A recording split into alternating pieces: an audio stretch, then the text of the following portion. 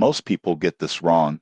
They think Fast Fund is just another quick payday app. But the surprising truth in 2026 is that Fast Fund has evolved into a full-featured financial platform offering early wage access, flexible installment payments, and real-time spending insights, all designed to help you manage your money more effectively. Here's how it works. First, Fast Fund allows you to access a portion of your earned wages before payday, typically within hours. This can be a lifesaver for unexpected bills, urgent expenses, or emergency purchases without resorting to high-interest credit cards. Second, it offers installment options for eligible purchases, letting you split payments into manageable chunks with predictable fees. This is ideal for budgeting larger expenses without creating financial strain.